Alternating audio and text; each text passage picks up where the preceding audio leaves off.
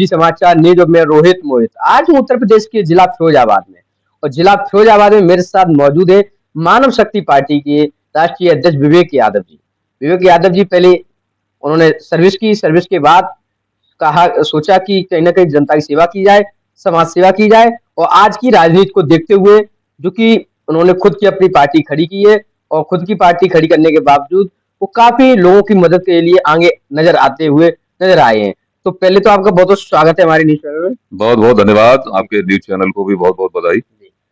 Sir, आपने मानव शक्ति party जब बनाई, पहले तो आप सर्विस में थे, उसके बाद पार्टी बनाने का कैसे ख्याल दिमाग में आया?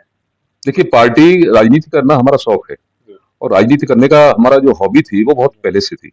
मैंने नौकरी की, सरकारी नौकरी में भी हमारा संगठन था, यूनियन थी, उसमें भी मैं पदाधिकारी रहा। 35 साल तक मैंने हाँ वहाँ रह करके यूनियन का काम किया।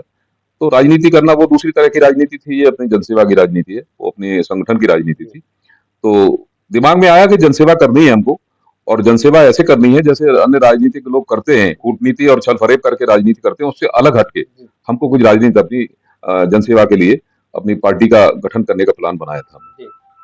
अच्छा सर, जब से आपकी पार्टी बनी कितने महीने हो गए, कितने साल हो गई, और पार्टी किन किन राज्यों में, किन किन जिलों में आपकी पार्टी का विकास हुआ है? देखिए, पार्टी को अभी 1 साल पूरी नहीं हुआ, हमारी पार्टी को। आपको ताज्जुब होगा सुन करके, अभी 10 महीने हुए हैं। और पार्टी ने संगठन के मामले में 36 जिलों में हमारा संगठन तैयार हुआ है। अच्छा। जी। और पूरी तरह से सक्रिय है पार्टी, और कोशिश कर रहे हैं कि पूरे उत्तर प्रदेश में पार्टी संगठन खड़ा करे। किन किन मुद्दों को लेकर आप जनता के बीच में जाते हैं, अपनी पार्टी के लिए क्या कहते हैं जनता से? देखिए, जनता में इतनी समस्याएं हैं इस समय, जनता हमारी बहुत परेशान है, और जनता में जो परेशानी का कारण है, जो समस्याओं का कारण है, वो बहुत बड़ा कारण राजनीतिक पार्टियों ने खड़ा किया है। जितनी भी सत्ता में आज के जो सत्ता में पार्टी हैं, या जो सत्ता में रह चुकी है, उन्होंने इतनी जन समस्याएं खड़ी कर दी हैं कि अंबार लगा हुआ है समस्याओं का। और वो अंबार इतना हो गया है कि हमें गिनते गिनते हम लोग पूरा हमारा कागज भर जाएगा, लेकिन उनकी गिनती कहना चाहिए 20 से ज्यादा, 25 से ज्यादा कई समस्याएं इकट्ठी हो जाती हैं। तो हमें लगता है फिर कि समस्याओं का अंबार लगा है, तो उसका कहीं ना कहीं निराकरण हमें होना चाहिए। सर, कहीं ना कहीं आज की डेट में देखा जाए तो राजनीति जाति पर आ चुकी है। जाति के आधार पर लोग वोट करते हैं, जाति के आधार पर नेताओं को समर्थन करते हैं। आप किस तरीके से लोगों के दिमाग में अपनी पार्टी के लिए जगह बैठा लेंगे? पार्टी का हमारा जाति धर्म से ऊपर उठ करके काम करने का निर्णय लिया है हमने, और किसी जाति, किसी मजहब से हम लोग काम नहीं करते किसी के आधार पर। हमारा मानव जाति, इसीलिए मानव शक्ति पार्टी का नाम मानव शक्ति पार्टी रखा गया है। और मानव जाति हमारे लिए सर्वोपरि है, मानव धर्म हमारे सर्वोपरि है, और इंसानियत और मानव जाति सर्वोपरि है। हम उसी पे काम कर रहे हैं, और समस्याओं को लेकर के हम बहुत अच्छी तरह से, हमारी पार्टी जागरूक, और युवाओं को विशेष तौर से हमें देख रहे हैं कि जिस तरह से आज युवा जागृत हो रहा है, और राजनीति की जितनी समस्याएं राजनीति ने जितनी पैदा कर दी है युवाओं के लिए, नौकरी की बात है, रोजगार की बात है, अन्य शिक्षा की बात है। आप देखा होगा पेपर लीक हो रहा है। तो आप सर, आपने पेपर लीक की बात की है, तो अभी जंतर मंतर पर काफी बड़ा आंदोलन चला, छात्रों ने आंदोलन किया। क्या आपकी पार्टी की तरफ से, आपकी पार्टी के प्रतिनिधिमंडल वहां पर गया उनके समर्थन में, या फिर? आपने सही प्रश्न पूछा है। आपने या तो वीडियो देखा कहीं, आपको पता चला कहीं ना कहीं।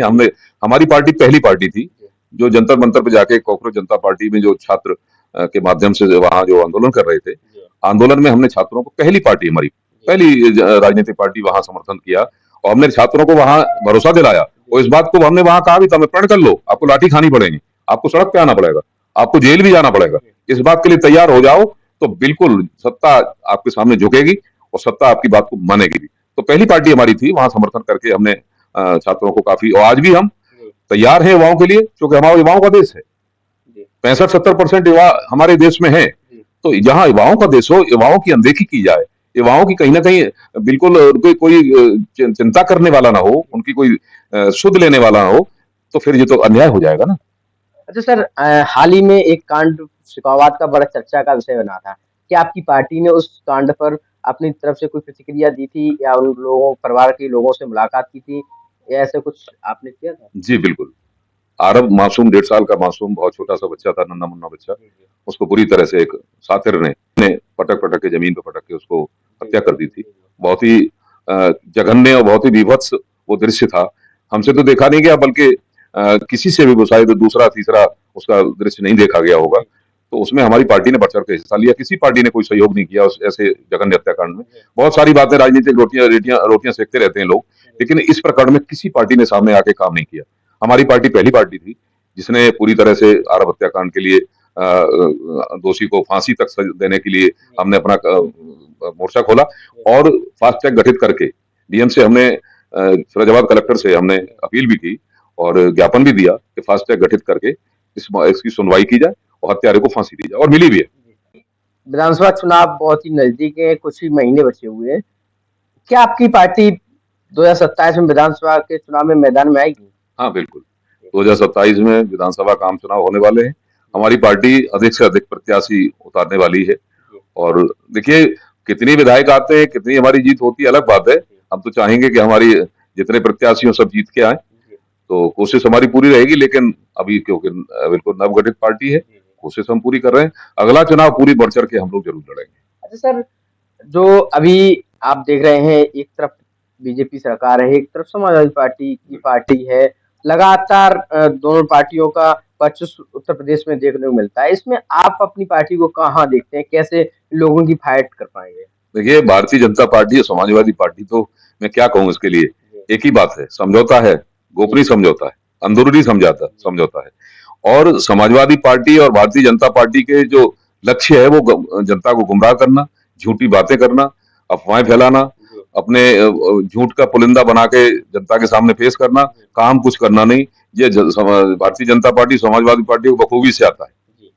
तो हमारी पार्टी अपना कुछ अलग हट के काम करेगी। जिस तरह से जो कहना कथनी करनी में अंतर नहीं होना चाहिए। जिन्हें नेता लोग कहते तो बहुत हैं लेकिन करते नहीं है। हमारी पार्टी का हमारा उद्देश्य ये है, हमारा सिद्धांत भी है कि जो कहेंगे वो करेंगे।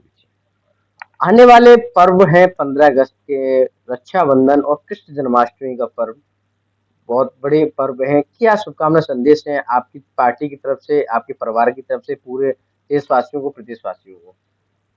15 अगस्त स्वतंत्रता दिवस है हमारा, जन्माष्टमी भी आ रही है और रक्षाबंधन भी है। ये तीनों त्योहार हमारे लिए राष्ट्रीय पर्व और सामाजिक पर्व है, हमारे बहुत महत्वपूर्ण पर्व हैं तीनों के तीनों। और उसके लिए हमने कुछ कार्यक्रम भी रखे हैं, हमारी पार्टी उसमें भाग भी ले रही है। जन्मोत्सव श्री कृष्ण भगवान योगीराज भगवान श्री कृष्ण का जन्मोत्सव मनाया जाता है, जहाँ की बहुत बड़ी शोभा यात्रा निकलेगी शुक्रवार में। पार्टी हमारा बढ़ चढ़ के उसमें हिस्सा ले रही है और सभी तीनों त्योहारों के लिए 15 अगस्त स्वतंत्रता दिवस, जन्माष्टमी और रक्षाबंधन की तीनों की पूरे देशवासियों को हृदय से मेरी और मानव शक्ति पार्टी की ढेर सारी शुभकामनाएं, बधाई। आपको भी हमारे न्यूज चैनल की तरफ से, हमारी टीम की तरफ से आपको और आपकी पार्टी के सभी पदाधिकारियों को और आपके परिवार को आने वाले पर्वों की बहुत बहुत बधाई एवं शुभकामनाएं। धन्यवाद। बहुत